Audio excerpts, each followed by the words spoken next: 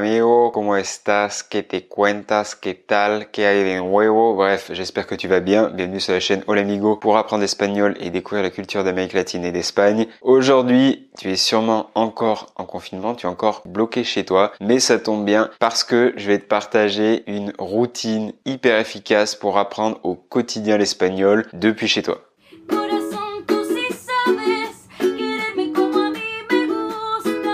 Donc, je vais te partager la routine parfaite que tu vas pouvoir télécharger, imprimer et que tu vas pouvoir suivre chaque jour, chaque semaine pendant ton confinement, même en quarantaine. Et ça va te permettre de progresser énormément en espagnol. Dans cette vidéo, non seulement je vais te partager ça, mais en plus, je vais t'expliquer comment bien utiliser ce petit calendrier que je vais te partager pour profiter un maximum de tous ces conseils et de toutes les activités qui sont dedans. Aujourd'hui, on est dans une situation assez difficile, pero creo personalmente que no hay mal que por bien no venga. No hay mal que por bien no venga. Cette petite expression signifie donc à quelque chose malheur est bon, à toute chose malheur est bon, et ça veut dire qu'on peut toujours tirer du positif d'une expérience qui est a priori négative comme celle de cette épidémie. Puedes sacar algo positivo de ese confinamiento. Donc, on va voir cette petite routine d'espagnol pas à pas que tu vas pouvoir appliquer chaque jour, chaque semaine pendant ton confinement et qui va te permettre d'avoir des résultats concrets en y passant peu de temps par jour. On est sur du 30 minutes par jour et on va analyser ensemble cette petite routine que j'ai faite spécialement pour toi. Et reste bien jusqu'à la fin pour avoir les indications sur comment télécharger le plan de ta routine quotidienne pour pouvoir appliquer au jour le jour et pour pouvoir, pourquoi pas, la mettre sur ton téléphone, la mettre sur ton ordinateur, voire même l'imprimer, ça c'est le top. Pour commencer, par rapport au temps que va te prendre cette routine quotidienne, il faut que tu saches que la plupart des études ont démontré qu'il vaut mieux faire un petit pas par jour que de gros pas pendant une seule journée en une seule fois sur une semaine. Donc en espagnol, qu'est-ce que ça veut dire? Qu'il vaut mieux que tu apprennes 15 minutes par jour que faire uniquement 2 heures de cours en une fois en plein milieu de la semaine. Tu vas retenir beaucoup moins de choses, tu vas être beaucoup moins efficace et sur le long terme, tu vas apprendre beaucoup moins. C'est pour ça que je te déconseille de faire 2 grosses heures d'un coup, soit au moins diviser déjà en 2 heures, en 1 heure et 1 heure, soit faire plutôt plusieurs petites activités au quotidien. Venons-en à cette routine, elle est assez simple, elle est basée sur 30 minutes par jour. Donc, si tu es confiné ou non, je pense que tu peux te permettre quand même d'apprendre l'espagnol 30 minutes par jour. Surtout que c'est des activités que tu peux faire depuis chez toi. Donc, t'as pas d'excuses. No tienes ninguna excusa, Teo. Chaque jour, tu as 3 activités. Donc, le lundi, 3 activités. Le mardi, 3 activités. Le mercredi, 3 activités jusqu'au vendredi. Tu as 5 jours avec à chaque fois 3 activités qui changent un petit peu chaque jour. Et pour le week-end, c'est un peu différent. Une grosse session de pratique, la pratique, où l'objectif c'est de pouvoir échanger vraiment avec un natif espagnol, que ce soit par message pour les plus débutants ou à l'oral avec un correspondant. Et le dimanche, un petit peu plus tranquille avec une phase où on va regarder des séries ou des films en espagnol. Donc ça va donner, je t'ai tout mis sur une page pour que ce soit très simple, 30 minutes à chaque fois. Tout est chronométré, même si bon, bien sûr, c'est plus une indication pour que tu aies à peu près un temps. Mais 30 minutes, c'est très bien. Si tu peux les faire, ça serait parfait. Sería perfecto. On commence par escucha, de l'écoute. Donc, de l'écoute, 15 minutes. Ça va être écouter un podcast ou écouter la radio ou encore écouter, pourquoi pas, un audiobook, un livre audio. L'important, c'est vraiment de se concentrer que sur l'écoute. Tu peux voir que l'écoute, c'est tous les jours parce que c'est très important. C'est une des composantes les plus importantes de l'apprentissage, surtout pour améliorer son accent, pour vraiment sentir la sonorité de la langue, c'est très important. Et si jamais tu fais partie de la formation Espagnol Express ou Sueño Latino pour les niveaux intermédiaires, pour ceux qui veulent parler couramment espagnol, tu peux en fait, au lieu d'un podcast, de la radio ou d'un audiobook, écouter tout simplement un épisode de ta formation. Donc c'est pratique, j'ai adapté ça aussi pour les membres des programmes Hola Amigo. On revient à notre calendrier où la seconde c'est musique. Musica, donc là tu vas écouter de la musique. Ça je te l'ai préparé dans le petit document que tu pourras télécharger avec cette vidéo où il y a cette fiche que tu pourras imprimer mais aussi toutes les infos pour chaque activité. Tu verras, il y a une playlist que je te laisserai qui te permettra d'écouter plein de chansons hispanophones avec les sous-titres. C'est une playlist YouTube que j'ai fait juste pour toi. Et donc musique c'est très simple, on s'allonge tranquillement, on écoute de la musique, on essaye de comprendre, on essaye de fredonner et pourquoi pas aller voir les paroles en espagnol et pourquoi pas les traduire dans un deuxième temps. C'est bien d'essayer déjà de défricher soi-même, de juste prendre le plaisir d'écouter d'abord sans rien faire d'autre. Et donc pour le lundi, on a écoute, musique. Je voulais commencer quelque chose d'assez tranquille. Franchement, 10 minutes de musique, c'est plutôt cool. Et on termine par une activité que tu auras aussi tous les jours, du moins pendant les 5 jours de chaque semaine. Ça va être le vocabulaire.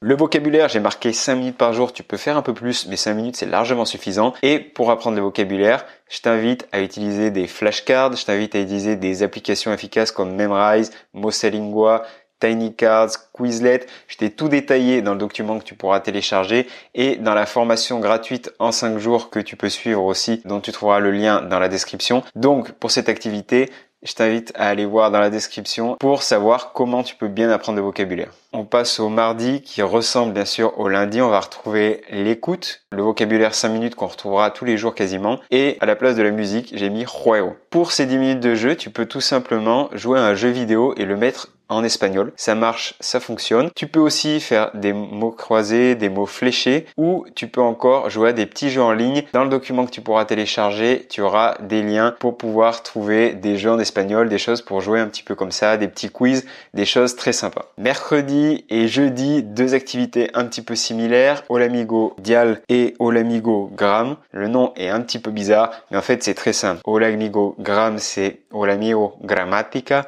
Olamigo Dial c'est Olamigo Dialogo. Et en fait je t'invite à regarder une vidéo de la chaîne Olamigo.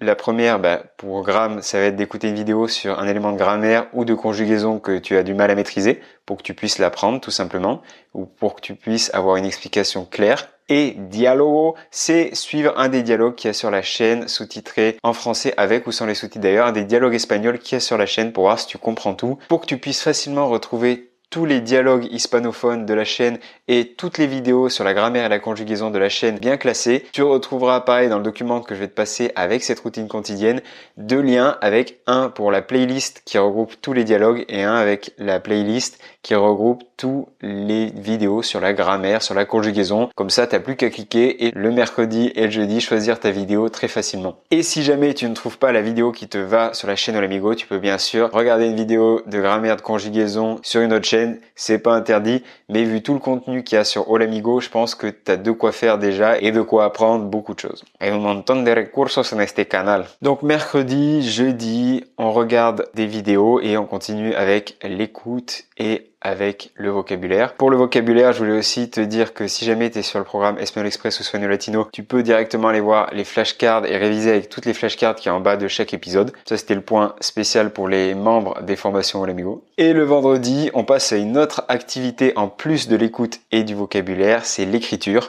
L'écriture, c'est quelque chose de très simple. Je pense que tu peux trouver ça peut-être difficile. C'est écrire un petit paragraphe, 5-6 lignes, ça peut suffire, où tu vas raconter quelque chose de très bref. Ça peut être raconter ta journée, ça peut être raconter tes vacances, ça peut être présenter un membre de ta famille, parler d'une de tes passions. Tu peux bien sûr écrire sur ce que tu veux. C'est pareil, je te donnerai plein d'idées de thèmes pour écrire dans le petit document avec ta routine quotidienne. Et moi, ce que je te conseille, c'est d'abord d'écrire tout d'une traite en espagnol. Et tu peux prendre les 5 dernières minutes juste pour aller justement chercher ces mots qui t'ont manqué, pour aller modifier tes expressions et pourquoi pas envoyer ton texte à un hispanophone pour qu'on te corrige.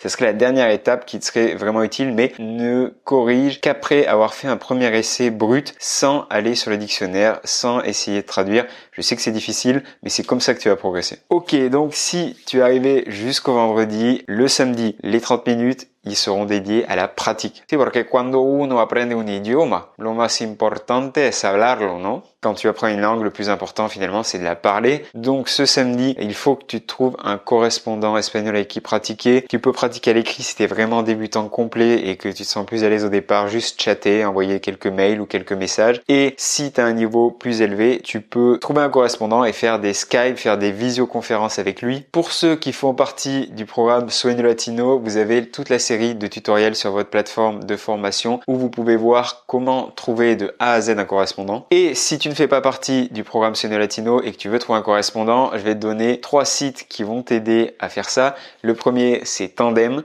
qui est une petite application gratuite pour trouver des gens avec qui parler une autre langue. Il y a aussi HelloTalk et Conversation Exchange. Tu trouveras aussi les liens de tous ces sites pour trouver des gens avec qui pratiquer dans le petit document qui résume tout et que tu pourras imprimer avec ta routine. Y bueno, el último día, Pedro, el domingo, ¿qué hacemos? El domingo es para relajarse. Le dimanche, je t'invite à regarder un film en espagnol ou une série. Si t'es débutant, tu peux regarder en espagnol sous-titré en français. Si tu commences à être meilleur, je t'invite vivement à regarder en espagnol sous-titré en espagnol parce que tu vas apprendre beaucoup plus de vocabulaire et tu vas visualiser l'écriture du mot en plus de l'entendre. Tu vas apprendre encore beaucoup plus vite. Et pareil, tu trouveras des liens avec des ressources et des idées pour regarder des séries espagnoles ou des films dans le document que tu pourras télécharger. Je vais pas te laisser comme ça quand même. Y bueno, ahora tienes todo para aprender español en casa. À présent, tu as tout pour apprendre l'espagnol à la maison depuis chez toi. Tu vas pouvoir cliquer dans la description pour trouver justement du coup ta routine espagnol en casa où tu vas avoir donc toutes les activités. Sache qu'avec ces 30 minutes, tu vas faire d'énormes progrès. Ta routine à imprimer, elle représente une semaine parce qu'en fait, tu vas répéter cette opération plusieurs fois. C'est la répétition qui est aussi la clé. La répétition es la clave. Donc, je t'invite à cliquer pour télécharger ta routine avec la petite fiche pratique pour pouvoir la mettre sur ton ordinateur, ton téléphone et surtout pourquoi pas l'imprimer, ça c'est le top. Et ensuite, t'as plus qu'à regarder chaque jour les activités que tu as à faire. À les faire, ça va te prendre 30 minutes et à renouveler l'opération chaque semaine. Si sigues todos mis consejos y si estudias 30 minutos al día, te aseguro que vas a hacer muchísimos progresos. Si tu suis tous ces conseils, je t'assure que tu vas faire d'énormes progrès.